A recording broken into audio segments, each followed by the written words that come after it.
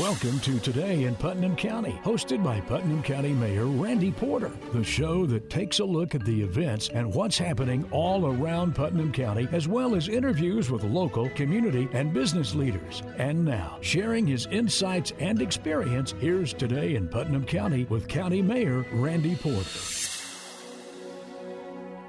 Welcome to Today in Putnam County. I'm your host, County Mayor Randy Porter. Thanks for joining us this week. We got a great show where we're going to talk about homeschooling and sports for folks that decide to homeschool.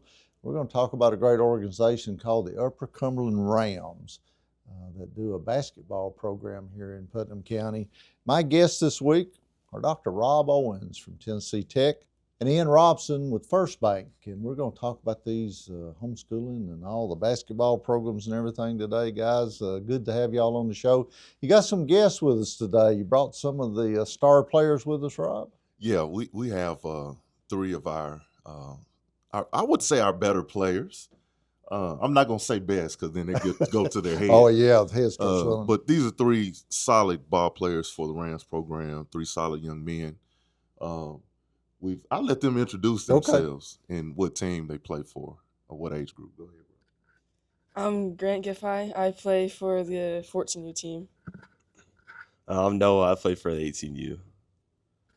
I'm Bryce. I play for the 18U. So, guys, homeschooling. Both of you decided to homeschool your kids, and I know that's growing. We're seeing a lot of families deciding to do that. Why did you decide to do that? What was behind that? Oh gosh, let me. How can I pack this into 2 minutes, Mayor Porter? Well, let me say this. I'll do it kind of succinctly. I come from a household with where both parents were K-12 educators. My daddy was a coach. He was ball coach, basketball, obviously. And then my mother was lower grades. And then when she finished her doctorate, she ended up building most of her career in higher education. Mm-hmm. So this whole idea of homeschooling for us was a foreign idea. Yeah. And then even my wife and I taught K-12. A lot of people don't know that. My wife and I both taught high school for a few years. And so for us, it was not something we'd even entertained when we started having children. And I even had one of our children's godmothers was a lower grades teacher, got an aunt. So a lot of public school teachers. Yeah. So we just believed in public education. We still do. Right. But I feel like for me, it was a God thing for my wife and I. I was having to take our daughter at the time to childcare while my wife was going to teaching. I had to take off to get certified because I had been teaching, but I didn't have a certificate. I went to school to be an engineer. Yeah. And I was having to drop my daughter off at childcare, and I realized it's like I had an epiphany, Mayor Porter. When I drop my daughter off at 11 months old, she's actually with somebody else, more waking hours, basically more hours than she's awake with somebody else than us. Yeah. And that's when I first started to entertain it, me and my wife. And then the high school that my wife was teaching at and that I had ended up teaching at was Portland High School up in Sumner County. Yeah. And we remember this one family had a bunch of kids and they were all homeschooled up until the 9th grade. And we see these kids come into the high school and they were talented, athletic. And so this idea of homeschooling that I had in my mind of like personality challenged kids just went out the window. And so we began to entertain that idea.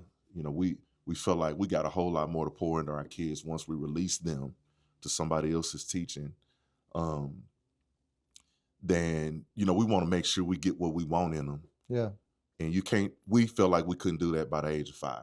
Yeah. And so after the course of time, we started homeschooling. So that's kind of what it was for us. And then we've been homeschooling ever since. That same daughter graduated last May with a degree from in engineering from UTK. She's an engineer right now and doing phenomenally well.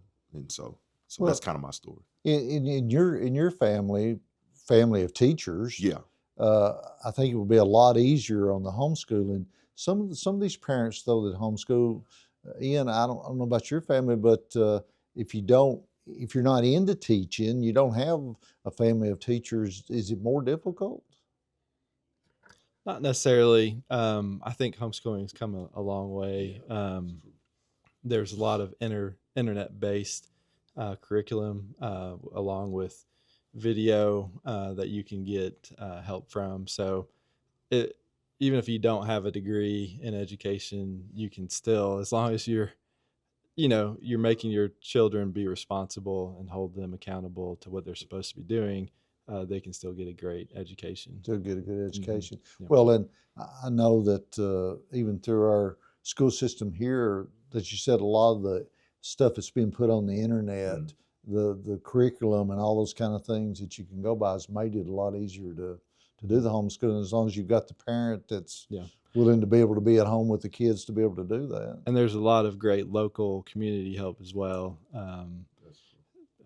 Peachtree, there's Classical Conversations. I'm sure I'm forgetting another organization or two, but there's a lot of community help that you can get for your child if they need additional help in a subject or two. Yeah. So let's talk about homeschooling and sports.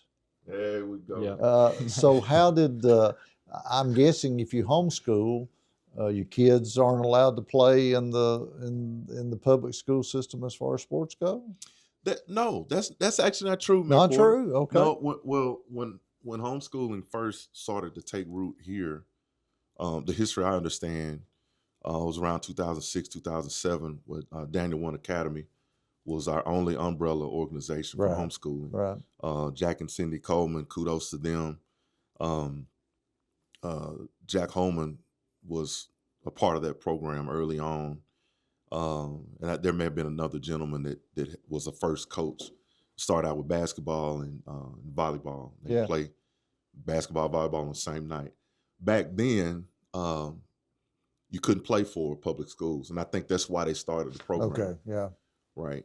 But since then, and I thank God for Tim Tebow, right? Yeah. Because it's what we coined the Tebow rule that state of Tennessee has adopted, where you don't have to be in the public school to play for the public school. So in essence, you can be homeschooled and play for the local public school, which I appreciate, because we're all paying taxes. Just because we're homeschooled, I mean, we not paying taxes. Still citizens, yeah. We're still citizens of the city and the county that we live in.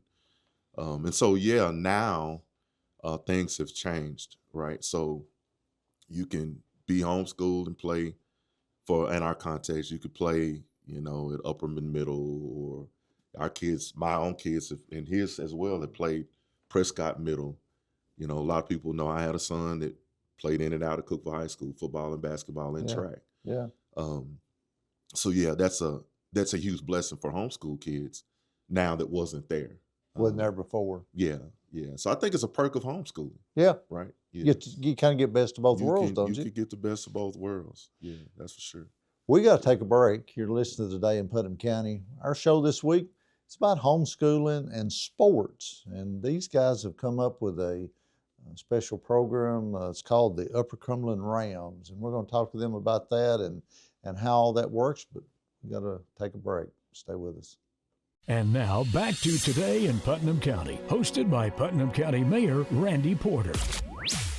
Welcome back to Today in Putnam County. Our show this week, we're talking about homeschooling and sports and how those folks that are involved in homeschooling, are they allowed to play public sports, or do they have their own leagues and so forth? And talking with Dr. Rob Owens and Ian Roberson about Upper Cumberland RAMS, and it's a league that's going on for basketball that they developed for homeschoolers.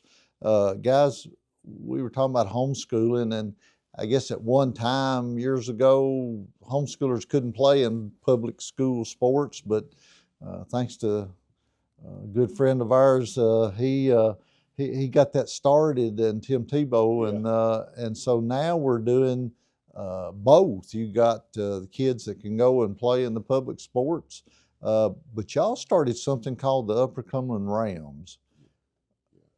Tell us about that, and what's RAMS stand for? Yeah, so RAMS stands for Righteous and Mighty Servants. So the Upper Cumberland Righteous and Mighty Servants, RAMS for short. You mentioned a few minutes ago that Daniel One Academy was the original homeschool umbrella. Yeah. It was the sole source, and over the years it's grown. A lot of different resources now as homeschooling has expanded. But a few years ago, the Holmans who founded that organization retired, and so Daniel One was folded in with Highland Rim Academy that many of our viewers will know about. It's a private classical Christian education. Yeah. So Highland Rim has that part of their school, but they also oversee the Daniel One homeschooling umbrella now. Okay.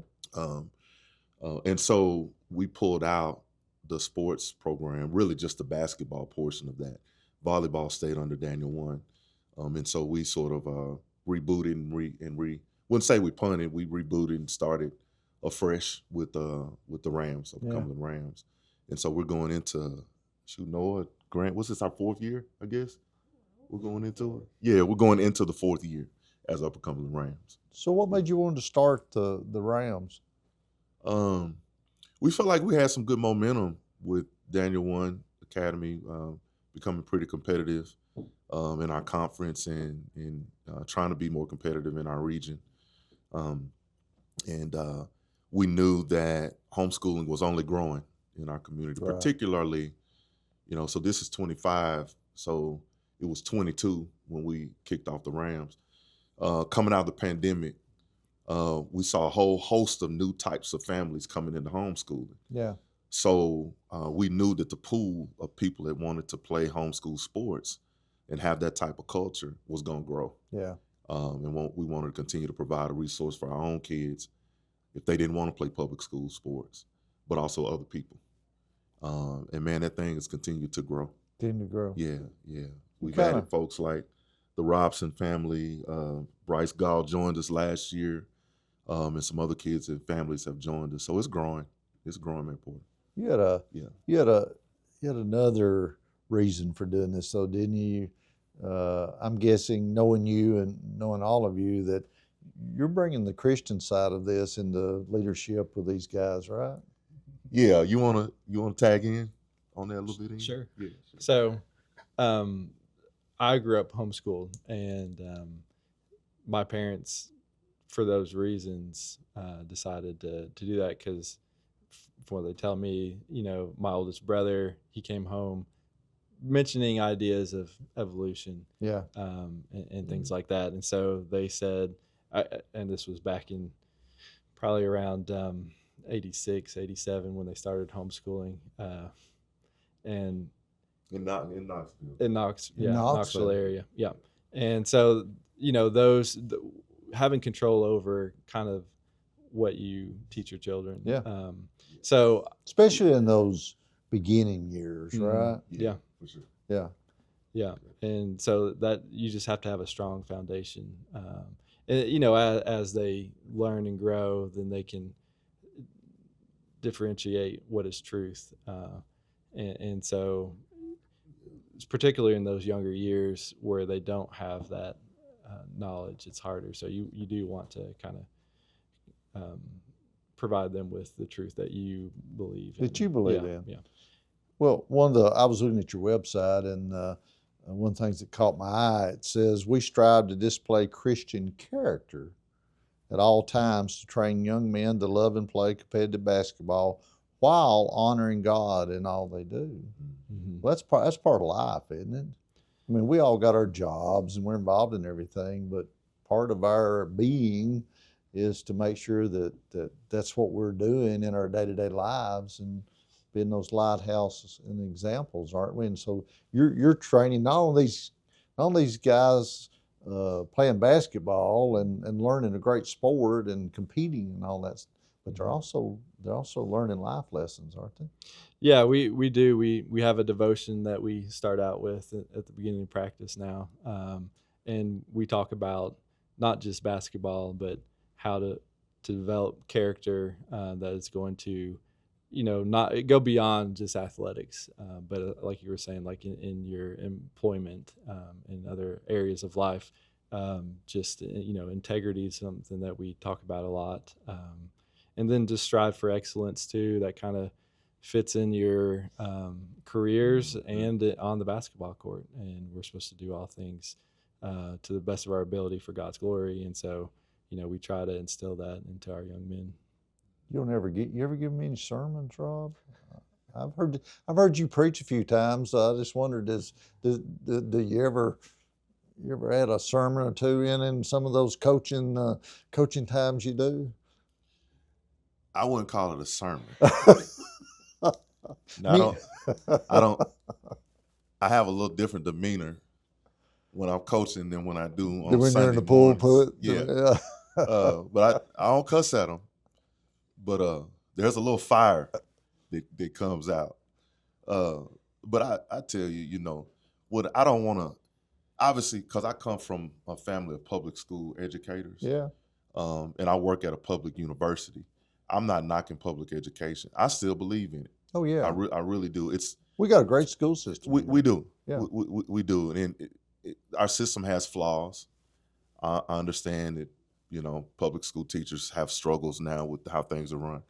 But in terms of, like, we're trying to educate hundreds and hundreds of thousands of kids every year in the country. It's hard when, you got to do the best you can. It's a daunting task. It's very daunting. So coming back to sports though, like I don't knock public school sports, but I know there can be limits in terms of, you talked about Christian values and standards. In certain communities, a coach is okay to pray with the kids and maybe have a devotional. In other communities, not so much. Not so much. Yeah. We don't have to worry about that. And I will say this is kudos to some of our local coaches. I know Bobby McWilliams. I know Josh Hurd at Cookville High School, Matt Hill, Taylor Hennigan. These guys, I understand their belief standard. Yeah. And they've been good coaches, good, solid, what I would say Christian men. Yeah. So my family's been blessed. Yeah. But I know with us, we won't ever have anybody that's going to say, hey, you can't pray, you can't do the Lord's Prayer before a game, you can't share scripture with our child. Yeah. Because you know what you're signing up for when you get it. Nobody's making you bring your kids. Y'all are offering something to folks that if they want to be a part of this, they can. And if they don't want to, they can go to public school. They can do other things. That's right. That's right. So let's talk about the RAM program. Mm-hmm. So how does that work as far as where do you practice? Where are your games played? Do you travel? All those kind of things. I know that's a lot of questions, but y'all help us out here. Jump in, Bryce. Practices, we just practice local at our couple churches that we do. Our games are at those churches as well. We travel, like some places, like we'll go a little bit. We went to Kentucky, and then like obviously for like regionals and Indiana and Missouri and stuff like that for our nationals and stuff. So when we do travel a decent bit, but normally we try to stay local. We play good teams.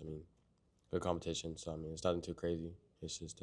So when you choose teams, are you choosing other homeschool teams and private schools, or who are the other teams that you normally play in a season? So as a program has grown, we've grown from, when it was Daniel 1, it was a combination of, in that conference, which was called the MHAC, Middle Tennessee Athletic Conference. We were Daniel 1. We were playing homeschool organizations, but also very small private schools that weren't a part of the TSSAA. Yeah. On the private school side with them. Now we've grown into another conference the last several years called MHAC, Mid-South Homeschool Athletic Conference. So in our conference, we're only playing homeschool organizations. So you got a whole conference made up of homeschools. Definitely. There's a couple schools closer towards the center of the state in Murfreesboro, Nashville area. One of them that's a powerhouse is Tennessee Heat, who actually beat Cookville last year in a varsity game. Yeah. But we go all the way up to, as Bryce said, we go to Bowling Green. There's a team out of there that's really strong, homeschool team, and then we go all the way down to Huntsville and play. Wow. So we travel quite a bit in our conference. But what has happened the last few years, we've begun to add some public schools and other Christian schools. So our middle school teams will play Rickman. The younger kids will be playing Prescott this year, just to name a few. High school wise, we've really been trying to build in public schools. So we'll be playing, we're playing up in a tournament that Monterey is having. So we'll play 2 or 3 schools up there, including Monterey. We might be playing Sequatchie this year. There's a handful of public schools we'll be playing. And it's really growing. Yeah. That speaks to our level of competitiveness. That they are now willing to, compete against us. Yeah. But before, I guess maybe the homeschool programs just didn't have that same level, and they're like, well, maybe someday. No benefit to them or to us. Yeah. And so now these guys have raised the level, and they're, we give them very run for competitive. the money. Yeah. Yeah. And, we've come away with some victories over the few years that we've done that. So we're shooting to take them all down now. Absolutely. That's great. Yeah. We got to take a break. You're listening to Today in Putnam County. We're talking about homeschooling and sports for those homeschoolers. And they've come up with a new program called the Upper Cumberland RAMS for basketball. In the next segment, we're going to tell you about if you have children that would want to get involved in that, how that works, and who you can call, and all those ideas coming up. Stay with us. And now back to Today in Putnam County, hosted by Putnam County Mayor Randy Porter. Welcome back to Today in Putnam County. I'm Randy Porter. I'm your host for the show. I got Ian Roberson with me today. He's one of my guests, and Dr. Rob Owens, Tennessee Tech, both good friends. And they've started something called Upper Cumberland RAMS. Been going on now for 4 or 5 years, and it's actually a basketball program for homeschoolers. And we've been talking with them about that. So let's tell folks if they have a child that's homeschooling and would like to get involved into the program, how do they go about that, Rob? Yeah, great question. I'll speak to that. When we were with Daniel 1, you had to be enrolled as a homeschool student with Daniel 1, that umbrella.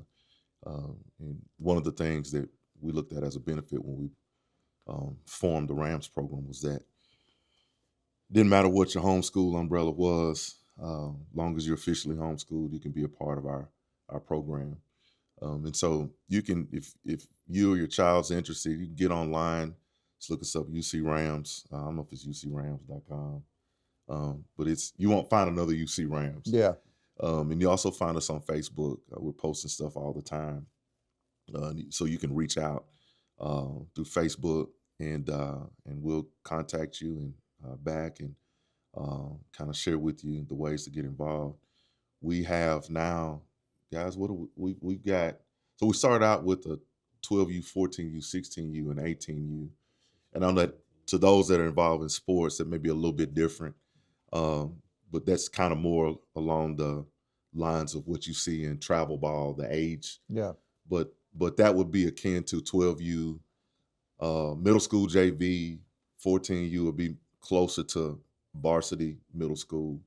16U is like high school JV, 18U is like high school varsity is what that is.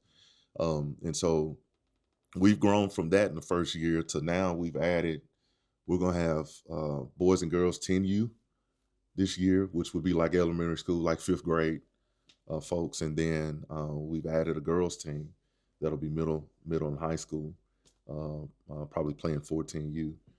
So, man, like I said before, Randy, the program's growing. Growing, yeah. So boys and girls now. So we're excited about that as well. And on the homeschool side, there's some options. Peachtree Learning Center provides some good resources. Of course, Daniel 1 is a great umbrella if you want to come up under Daniel 1. I would say the high school, or not high school, but Vital provides some a la carte resources if you want to homeschool and need a math class or need a science class, want to get that online. Yeah. Sam Brooks, Adam West, Shannon Pirtle's the principal at Vital. Those folks can take care of you. Becky White works over there with Shannon Pirtle. so the K-12 system can support you as a homeschool parent as well, which is really cool. Yeah. Are there? Let me ask you this: when it comes to folks that are wanting to get their child in to play, are there tryouts? Do you do tryouts like you do at normal schools, or? Yeah, we hold tryouts in May, and we will, divide it up in those groups, and they'll come out and they spend about 45 minutes with us, and we just look at skills, and usually by the end of that week, we'll contact them and just let them know. Let them know. Is there a fee to play? I mean, I know you gotta.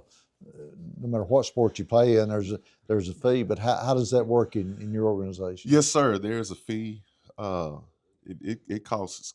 It's a bit costly, but we've built a good fundraising mechanism. We've started doing some games or activities up at Titan Stadium, Nissan Stadium, and of course we do the traditional sponsorships like the public schools do. Yeah. And so we found ways and continue to be creative with ways to offset that cost. Some families have done enough fundraising and fundraising work. All the fees are paid for, even some that have multiple children playing on different teams. So we make it work. And then we've worked with families from time to time. We don't want to turn anyone away because of the dollar. Yeah. We won't allow that to happen. Well, in public schools, you're having to raise money all the time for those same things. Yeah, and we're paying taxes on top of that. We still got to sell Boston butts and travel tournaments so the kids can have nice gear. You're a good man, Rob. Thank you for doing that. We'll look at your taxes when I get back and see if you're paying enough or not. Okay. Talk about awards. Yeah, so you got some. Y'all guys have. You've done some good things and got some awards. We came back with some hardware this year. You heard Bryce talk about it. We go to a regional tournament and national tournament. Our Southeast regional tournament didn't happen, so we had to go to the Midwest regional tournament, which was in Indianapolis area in Indiana. Lots of big, huge basketball field houses there. You just wouldn't imagine. But we went there, and the week we were there, it was I don't know if you remember, that was February, coldest week. Oh, yeah. And you're talking about single digits in Indy. Snow was piled up. But our 14U program, which is similar to a JV or ninth grade public school, we came back as region champs. So that meant we were probably top 3 14U programs in the United States of America. That's amazing. Yeah, these two guys right here were integral part of their team. Ian's two of his sons, his twin boys, integral part of their team. And there are a lot of other young men that were part of their team. A lot of those kids had actually played some public school ball, so our talent level is pretty good with that bunch. And the reason why these two guys are here, Bryce Gall, Noah Owens, he's my youngest. They came back with personal hardware. They were recognized as all region. Conference, which Kentucky, Tennessee, and Northern Alabama, all the way up to national recognition with these young men. Wow. Some good team accomplishments. Y'all have done great. It's great to hear that our young men and women are being involved in sports. And if they're involved in sports, they're not out here causing us problems, aren't they? I mean, it's teaching them a lot of great life skills, and at the same time keeping them healthy and involved in sports. Guys, y'all have done great. I appreciate y'all being on the show. Thank you so much for having us. Yeah, absolutely. Appreciate y'all being on the show, and thank you for what you're doing, and wish y'all the best in the upcoming season. Thank you so much. That's our show for this week. May God continue to bless Putnam County. You've been listening to Today in Putnam County, hosted by Putnam County Mayor Randy Porter.